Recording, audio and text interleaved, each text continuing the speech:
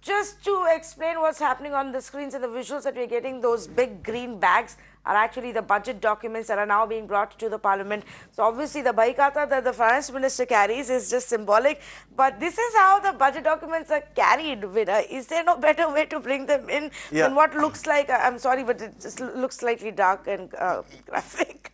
Yeah, it does. I mean, look, they've changed a lot of the traditions. This is one that hasn't changed. You know, there are these it's actually the Rexine. It's a mix of canvas and Rexine, which the finance ministry has had for decades. The same bags in which the papers are loaded in.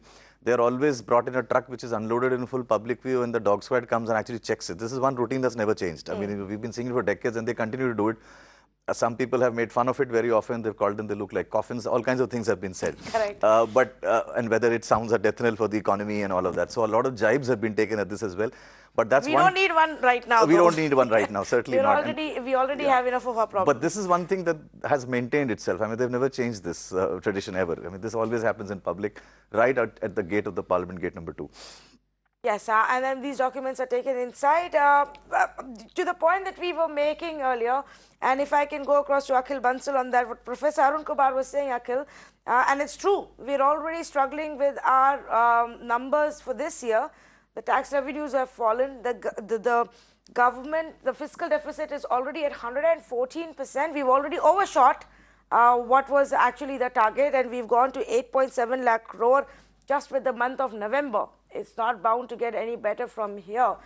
So then the big question is, where does the government get its money to spend next year? So, Tanvi, before I come to that, I would like to make, if you allow me, I would like to make a point on on income tax reduction, yes, please do. If you want.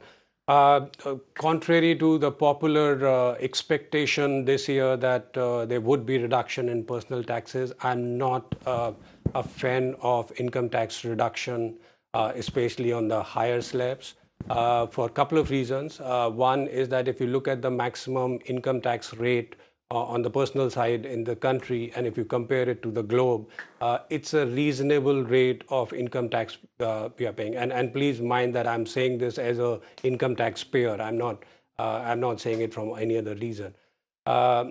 And if you look at it, the number, the percentage of people who are filing the tax return and the percentage of people who are actually paying taxes beyond the maximum rate of 30%, effectively 35%, is very, very low. So if you try to reduce that income tax rate from whatever 30 to 25 or 20, it does not benefit a whole lot of society. And when we are trying to induce consumption, increase consumption in the country, the larger population has to be affected, and therefore reducing the income tax, especially on the high slab, does not make sense to me. What can be done, maybe 250,000 limit can be increased to 5 lakh, because it does benefit the middle to lower strata. Okay, but let me ask you this question, and you're right. Specific schemes, if you want to. Akhil, you know, and let's be realistic. While if it happens, and if there is a tax cut, it will only be for sentimental, you know, a sentiment purpose to bring about some amount of, you know, positivity, maybe in the minds of people that, oh, okay, the government is listening to us or looking out for us. But what percentage of our population really comes in this tax-paying bracket? We still have a very small proportion of the population paying income tax in our country. Yeah, and that's the point. You know, if you want to increase the consumption, just affecting 2.5% of the people who probably has not reduced consumption over last year, you know, if the major consumption reduction has happened in the rural economy, in the lower income group, in the urban areas. If you want to answer the question on consumption, then you have to give more money in the hands of the rural economy or the lower income group, and it is counterproductive to reduce the income tax rate, especially when it comes to over 10 lakh rupees.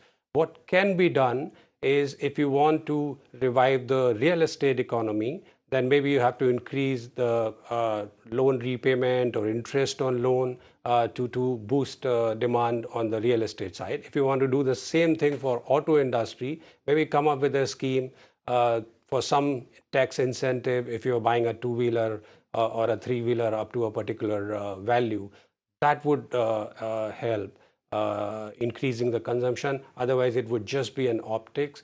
So there is a huge demand on reduction in personal tax. I'm not in favor of that.